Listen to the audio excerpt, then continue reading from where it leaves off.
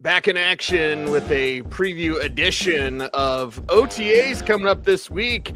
Bo Nix taking the reins, Mase. Can't wait to see it. Can't wait to see it. How far has he come from this time last year? And just how does he look leading the team in year two? Remember this time last year, he was getting 1/3 of the reps. They were going day by day with him, Jarrett Stidham, and Zach Wilson. Now it's Bo Nix's team. So how much more command does he have? And just how are they starting to expand the offensive menu now that Bo Nix is in year two? Instead of Bo Nix being the young guy trying to learn things, he's the one at the center of matters. He's the one in command.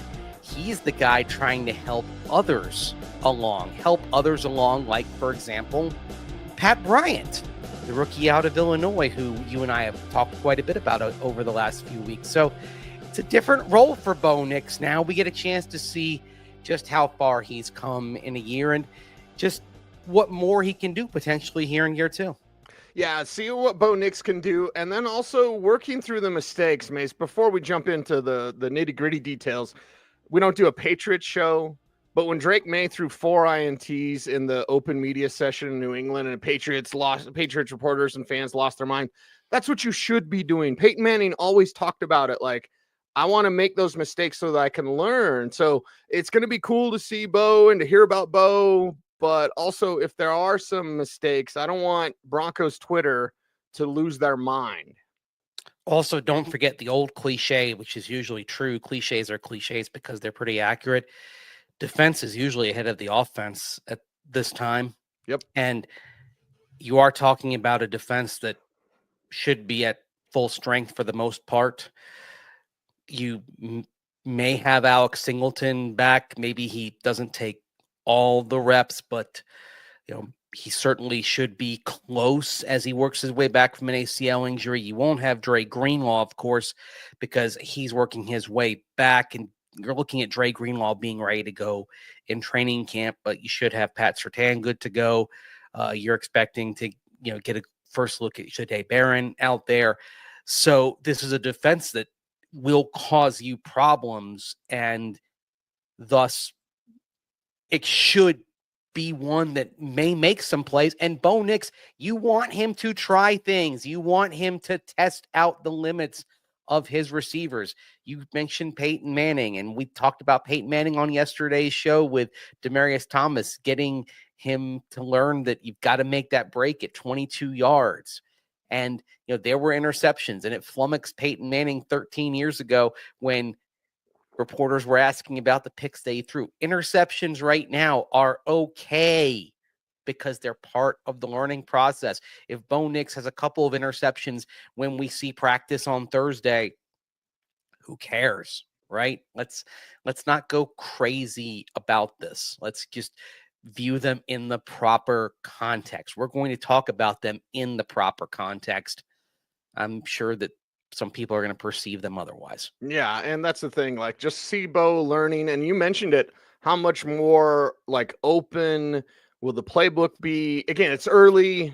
Maybe we won't get a whole lot, but just seeing more command, and then maybe some more wrinkles. I mean, RJ Harvey's going to be out there. We're going to see some wheel routes. We're going to see stuff we didn't see last year because they didn't have the weapons that they do this year. And also, just to kind of give you a view on the value of these practices, they matter. But Sean Payton decided that a week of not doing these and having another week of kind of a mental respite mattered more than doing this last week. They could have had 3 more days of this last week. He chose not to do that. And half the league chose not to have their full allotment of OTAs. The Broncos are in that half of the league. So while we do break this down and talk about this, because this week does represent the first practices the Broncos have had since leading up to the playoff game in Buffalo, don't get too amped up about the meaning of this because, to be certain, they felt like it was more valuable to take last week when they could have had some of these days and just have workout slash weightlifting days rather than practice days. So bear that in mind as well. Yeah, and like you said, the defense will be ahead of the offense, so it's going to be cool to see Vance Joseph now with more, more weapons on his side of the ball too. Should be a hell of a battle, not only Thursday, but all this offseason and then through training camp. It ought to be, and Vance Joseph has all the tools that you could possibly want. We've talked about this, and if you read my Broncos team preview in next month's Lindy's NFL preview magazine, be sure you buy that at newsstands. I put Vance Joseph in my little piece. We're asked to say who's on the hot seat, and it was tough for the Broncos because the seats are very cold coming off of a playoff appearance last year, the first playoff appearance since the 2015 season. All seems pretty benign and calm and peaceful and placid in Broncos country. The sun is shining bright. Things are pretty nice around here at this time. It's been a while since we could say that. But Vance Joseph faces a really interesting year because the defense did fade down the stretch last year, and most of the work in the offseason on the roster did focus on that side of the ball. So you look at what he's got at all three levels of the defense, there really aren't a lot of excuses. He's got quality. He's got depth, experience depth. I mean, you look at the safety position, for example, the third safety is going to be someone who has been a quality starter in this league because you have PJ Locke, Brandon Jones, and Talanoa Hufanga. Well, one of Jones and Locke's going to be a backup. So that's good. That means you're covered if there's an injury there, but it tells you about what you've got there. You've got, Jaquan McMillan. If Barron ends up flourishing, McMillan's going to be your number 4 corner. He's going to be coming off the bench if Barron ends up seizing that nickel corner spot. Well, okay, that's great. It means you're deep there. It tells you about what more this defense has than it had last year. No excuses, basically. And if this D does well, if it's a top 5 defense, there's a very good chance Vance Joseph somebody's head coach next year. If the defense struggles, if it regresses from last year, despite all these moves, there's a very good chance I think we're talking about someone else running this defense in 2026. That's why I said, okay, if there's anybody on the hot seat going into this year, it probably is Vance Joseph. Mm-hmm. Yeah, there's different types of pressures, Mase. There's the pressure of you've got everything you need. Now go be dominant, not just be good. They were good last year. Be dominant, which they should be this year. And then there's the surgeon for the Joker and Batman 89. It's like, these are the tools I have to work with. I can only do so much. Vance Joseph, you've got everything. Yeah, this is a D that should be among the league's very best.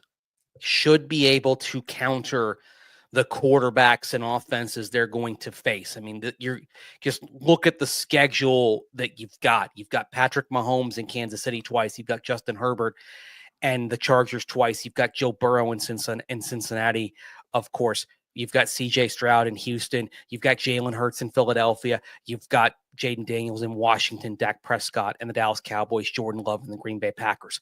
You've got quality passers, quality offenses all over the schedule that you're going to be facing every month of the schedule. Like you don't get much of a respite this year. So you're going to get challenged pretty consistently all the way through.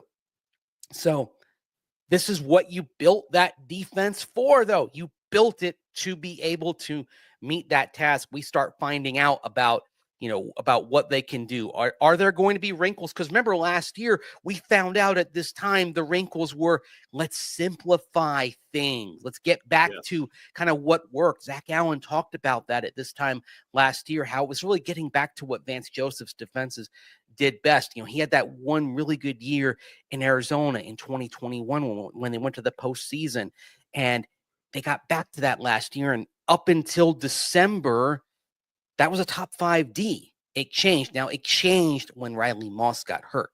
And again, that's where you said, okay, the depth of the D, it reached the point where it got compromised. They had to throw Levi Wallace out there. Unfortunately, Levi Wallace was not up to the task. And it was a point where you had one injury, and it was like it just was that thread that kind of pulled the whole thing apart almost. They'd had injuries before, of course. They lost Alex Singleton, for example, but it was the Riley Moss injury that seemed to be the one that kind of pulled it apart. They were able to withstand losing Singleton, but they weren't able to withstand being without Singleton and being without Riley Moss, right? So that's one of the reasons why you added the players you added. Now you are deeper. You have Barron. You have Barron. You brought back Singleton. You have Hufanga. You have Greenlaw. Okay.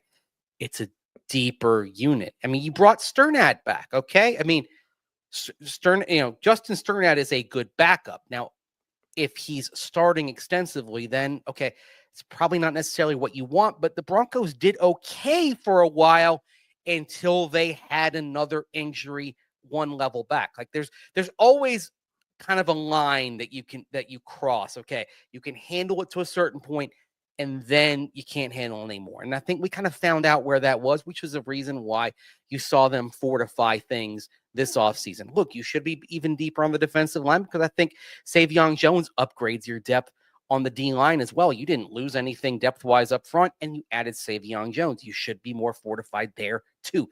Every line of defense is more fortified. I think we start finding out just how valuable that is when we start seeing these practices in the next couple of weeks. And I'm glad that you brought that up about Zach Allen, Cortland Sutton's baseball event. What's the name of it? Healthy Swings, which is going to be next week. We'll actually be out there next week at Coors Field chronicling that. Yeah. So when Zach Allen says that, and again, this is where people say, well, it's just practice. Well, you can glean information from that. And when Allen says we're simplifying things, yeah, that really came through with great quality play. And that's where we're going to be picking through those clues, both defensively and offensively. And offensively for me, because again, no live tackling, but it's all right, rookies, you look really good against other rookies. Yeah. But what does Pat Bryant look like against veteran coverage? What does RJ Harvey look like against veteran presences who will be out there maybe guessing that he's going to run that route? These are things that we can pick up out there as well. Now, Pat Bryant against, say, Pat Surtain. I'm not expecting much from that matchup, okay? Yeah. Pat Bryant against Riley Moss, though. Okay, let's have a little bit of a Big Ten reunion out there. Riley Moss, look, if you didn't think much of Riley Moss before, I mean, he was the subject of some consternation. Put me in the category of people who believe that Riley Moss is a very good, well above average starting cornerback in the NFL. And if you didn't think he was valuable, all you had to do was watch this D in December without Riley Moss and then see what it looked like even when he was back, but not close to 100%. Riley Moss is a very good corner in this league. I mean, and so you have him back. I want to see Bryant against Moss because it's an interesting matchup because Moss has more speed than Bryant, and he's got the length as well. Like that's the thing about Riley Moss, that when you watch him, it's speed and length. So with Bryant, he's got to use his technical route running abilities, because with Moss, this is a guy who actually has the length to counter him.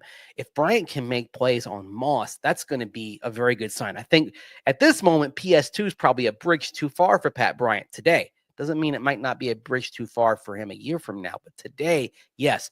But Riley Moss, let's see how far let's see what that matchup looks like. If he's making plays on Moss here in the OTAs and training camp, I don't think it's a negative on Riley Moss. I think it's a positive on Pat Bryant and what he can bring early. And then maybe we're talking about Pat Bryant exceeding the expectations that I wrote about at denversports.com over the weekend about what is a reasonable rookie season for Pat Bryant. Yeah, and Bryant knows how to run routes, but you've got Moss with a couple years under his belt. Should be a good matchup and one that's fun to watch. Don't know if we'll see Evan Ingram. If we think about how this offense could look different, we're probably just going to have to wait on Ingram, Mase, if I were to guess. Yeah, maybe we get some glimpses, perhaps, but that might be something we wait on for training camp until we get the full package. I am curious to see if they try to rotate Caleb Lohner in and just give him a few snaps, because with the first unit, remember we saw last year and we've seen with Sean Payton, he rotates guys around liberally. It's not straight up, this is my first team and that's it. At this time of year, he really moves skill players around just to get different looks. I mean, this is how, for example, to go way back, this is how he found out that Marcus Colston, as a 7th-round pick, was ready to contribute as a rookie. He likes to kind of rotate guys around, and that's why, I mean, we talked about him a few months ago. You can't dismiss an A.T. Perry going in there and making some plays, because Perry, even though he was a practice squad guy last year, even though receiver is really deep, A.T. Perry's going to get some looks. Caleb Lohner, 7th-round pick, is relatively inexperienced at playing the tight end position, is going to get some looks. They're going to get some chances out here in the next few weeks. And so what do they show? Do you see something there? Do they show something that you didn't know about? On the defensive side, you'll probably see Q Robinson, get some chances as well. What do we see from these guys that maybe is beyond what we expected? Another guy, Q Robinson talked about him, Johnny Walker Jr., the undrafted guy out of Mizzou. What do we see from him as well? So just what do we learn about these newcomers, or these guys that are coming off the practice squad last year, getting some of these first unit reps that just occasionally rotate in, that maybe is beyond what we expect? Who are we talking about? Remember last year, of course, as Cease, you were talking about a certain tight end, Lucas right? Kroll. Yes. And he ended up making the team, and he ended up playing quite a bit. Now, it didn't work out in the end. He's still there, but now we would say probably Lucas Kroll, if he's still on this team in September or October, it's probably as a practice squad guy, just because of how things are working out roster-wise. I mean, Right. I wouldn't be surprised if Lucas Kroll is still here come the season, but it's probably as a practice squad player, unless he just simply is so good that you have to cut somebody else. If there's a surprise cut, like an Adkins or a Troutman, for example, because Kroll just does so well, which you can't dismiss. There always is a surprise move or two if somebody just plays that well. The point being, these guys get these opportunities and they do get chances. And so who's going to be that Lucas Kroll that we're all talking about in a couple of weeks? Who's going to be that guy that we're saying, wow, it's why I'm going to miss you out there. I know you've got your radio show, man, but I'm going to miss standing out there next to you and being able to be like, hey, check this guy out. Look this guy out. Look at man, that. That's one of the best moments is when we watch practice independently. Yeah. And then we come together and we're like, did you see that?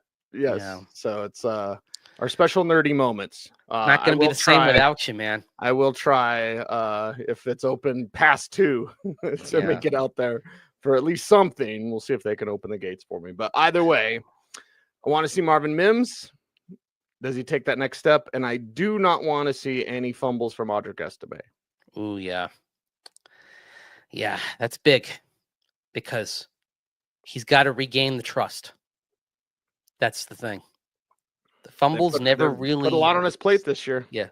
The fumbles never really came to a halt. If the fumbles continue, then it's Tyler Bidet, or perhaps they bring in somebody from the outside, but Estime's got to stop that.